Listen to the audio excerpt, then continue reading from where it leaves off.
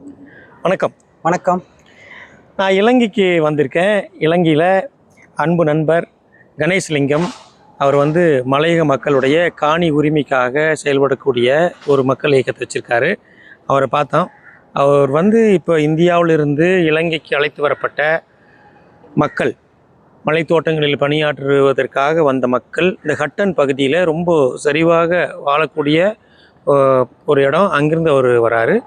அவர் நீண்ட காலமாக செயல்பட்டு கொண்டு இருக்கக்கூடியவர், நல்ல நண்பர். அவர் மலையக மக்களுடைய காணி உரிமையை பற்றி கொஞ்ச நேரம் நம்மகிட்ட பேசுவார். இதை நம்ம சமூக வலைத்தளங்களில் நம்ம பகிர போகிறோம். நீங்கள் பேசுங்க.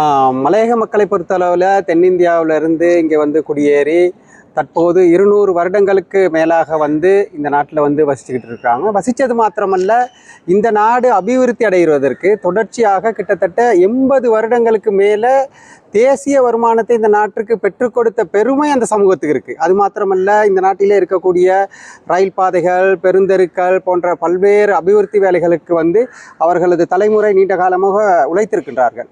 அந்த உழைப்புக்கு ஏற்றவாறு அவர்கள் இன்னும் இந்த நாட்டில் அங்கீகரிக்கப்படாமல் இருப்பது தான் இந்த நாட்டில் இருக்கக்கூடிய மிக முக்கியமாக நாங்கள் கவனிக்கப்படக்கூடிய விடயம். இதுவரை அவர்களது காணி வீட்டுரிமை, மனித உரிமைகள் போன்ற பல்வேறு விடயங்களை இன்னும் உறுதிப்படுத்த முடியாத நிலையில் தொடர்ச்சியாக நில உரிமைக்காக போராடி கொண்டிருக்கின்றார்கள்.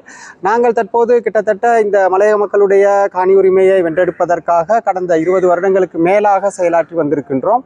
தற்போது இந்த காணி உரிமை அரசியல் மட்டத்திலே பேசும் பொருளாக மாறி இருக்கின்றது. ஆகவே தற்போது இந்த மலையக மக்களுடைய காணி வீட்டுரிமை தொடர்பான விடயம் எதிர்காலத்திலே உறுதிப்படுத்துவதற்கான பல்வேறு வாய்ப்புகள் இருக்கின்றது. இந்த மக்கள் பல்வேறு துறைகளிலே வளர்ச்சி அடைந்து இந்த நாட்டின் இருப்பை தக்க வைப்பதற்கான பல்வேறு வேலைகள் செய்து கொண்டு வந்திருந்தாலும் கூட தொடர்ச்சியாக இந்த சமூக மாற்றத்திலே இந்த மக்களை ஒரு அடையாளப்படுத்துவதற்கான இந்த நில உரிமை என்பது இன்னும் எட்டாக்கனியாக இருக்கின்றது. அந்த நில உரிமைக்காக பல்வேறு அரசாங்கங்களோடு தொடர்ச்சியாக பேச்சுவார்த்தை நடத்தி வந்திருக்கின்றோம். பல்வேறு அரசாங்கங்கள் பல்வேறு முயற்சிகளை மேற்கொள்ளப்பட்டிருந்தாலும் கூட இன்னும் அது உறுதிப்படுத்தப்படவில்லை. இந்த அரசாங்கத்தை பொறுத்தளவில் இது மக்கள் செயற்பாட்டு அரசாங்கம் என்று சொல்லிக் கொண்டிருக்கின்ற இந்த நாளிலே ஒரு சிறிது காலம், கிட்டத்தட்ட ஒரு வருடம் இவர்களது காலம் கழிந்திருக்கின்றது. தற்போது இவர்களும் பேசிக்கொண்டிருக்கின்றார்கள்.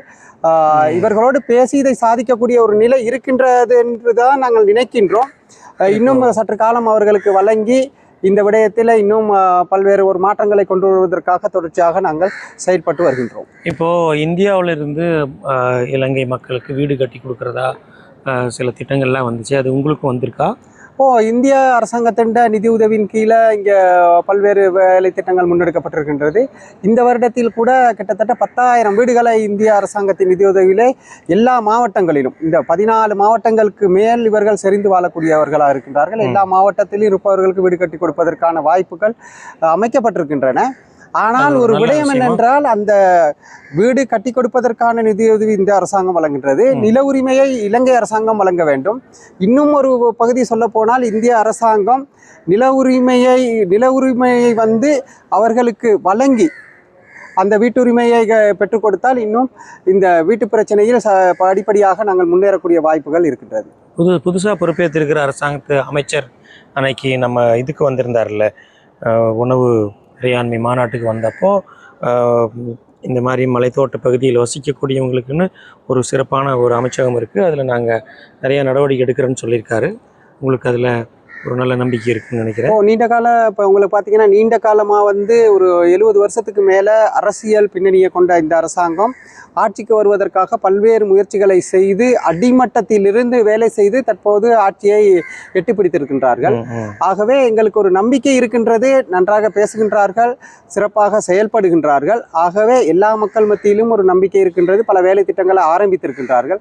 அதே போல் இந்த மலையக மக்களின் மீது நீண்டகால எதிர்பார்ப்பாக இருக்கக்கூடிய இந்த நில உரிமை விடயத்திலே ஒரு சாதகமான முடிவை எடுப்பார்களானால், அதுவும் கொள்கை ரீதியான ஒரு முடிவை எடுப்பார்களானால் மிகவும் வரவேற்கத்தக்கது. அந்த நம்பிக்கையோடு செயல்பட்டு கொண்டிருக்கின்றோம்.